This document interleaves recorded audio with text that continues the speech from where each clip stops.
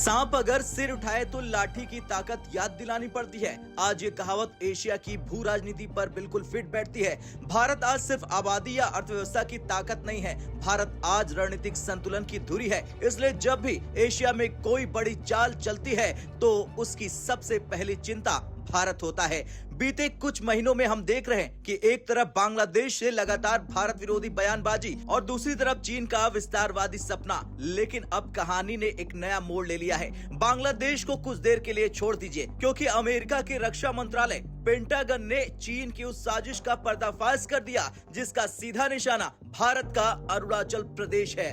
दरअसल अमेरिका के रक्षा मंत्रालय की ताजा रिपोर्ट साफ कहती है कि चीन अब सिर्फ एशिया में प्रभाव नहीं चाहता, बल्कि दुनिया भर में सैन्य ठिकाने बनाने की दिशा में काम कर रहा। रिपोर्ट के मुताबिक चीन ने जिन देशों में सैन्य पहुंच या बेस की संभावनाएं टटोली है, उनमें शामिल है पाकिस्तान, बांग्लादेश, श्रीलंका, थाईलैंड और संयुक्त अरब अमीरात यानी कि यूएई। अफ्रीका, मिडिल ईस्ट और पैसिफिक के कई देश भी शामिल है इसमें। यानी भारत के चारों ओर चीनी घेराबंदी की रणनीति।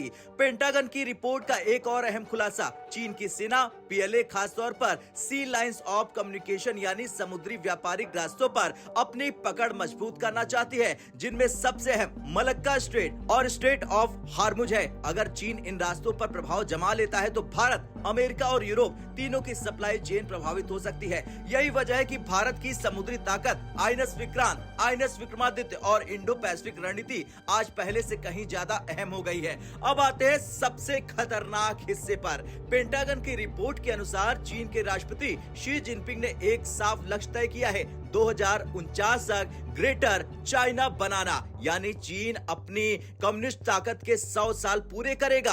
और चीन का मानना है कि जब तक कुछ विवादित इलाकों को वो अपने नियंत्रण में नहीं लेगा, तब तक ये सपना अधूरा रहेगा। यहीं से भारत की चिंता बढ़ जाती है। पेंटागन रिपोर्ट कहती है कि चीन ने अपने कोर इंटरेस्ट की लिस्ट को अब और बड़ा कर लिया है। पहले इसमें शामिल था ताइवान, दक्षिण चीन सागर, जापान के साथ सेनकाकू द्वीप विवाद, लेकिन अब इसमें भारत का अरुणाचल प्रदेश भी शामिल कर लिया गया है। रिपोर्ट के अनुसार बीजिंग मानता है कि इन इलाकों पर उसका दावा अंतिम है और इस पर बातचीत की कोई गुंजाइश नहीं है। यानी साफ शब्दों में चीन पीछे हटने को तैयार नहीं है। पेंटागन रिपोर्ट चीन की सोच को 3 हिस्सों में बांटकर समझाती है। पहला, चीनी कम्युनिस्ट पार्टी यानी सीसीपी का नियंत्रण। सीसीपी की सत्ता पर कोई सवाल चीन के लिए सीधा खतरा है। दूसरा है आर्थिक विकास और आंतरिक स्थिरता।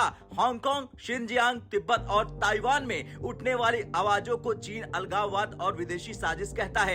तीसरा है क्षेत्रीय दावों की रक्षा और विस्तार। यही वजह है कि चीन अपने पड़ोसियों से लगातार उलझता रहता है, चाहे भारत हो, जापान हो या फिलीपींस। रिपोर्ट यह भी मानती है कि अक्टूबर 2024 में भारत और चीन के बीच एलएसी के कुछ टकराव वाले इलाकों से पीछे हटने पर सहमति बनी। इसके बाद ब्रिक्स समिट में मोदी शी जिनपिंग की मुलाकात, डायरेक्ट फ्लाइट, वीजा सुविधा, अकादमिक और मीडिया एक्सचेंज पर बातचीत। लेकिन पेंटागन साफ चेतावनी देता है कि चीन ये सब इसलिए कर रहा ताकि भारत अमेरिका रिश्ते और गहरे न हो, यानी तनाव कम करने का दिखावा, लेकिन मंशा पर शक है। अब भारत क्यों है सबसे बड़ी बाधा चीन के लिए? क्योंकि भारत अकेला देश है जो जमीन, समुद्र और कूटनीति तीनों मोर्चों पर चीन को आसानी से टक्कर दे सकता है। भारत क्वाड का अहम स्तंभ है, इंडो पैसिफिक का बैलेंसर है और अब अमेरिका की रणनीति में केंद्रीय भूमिका में है।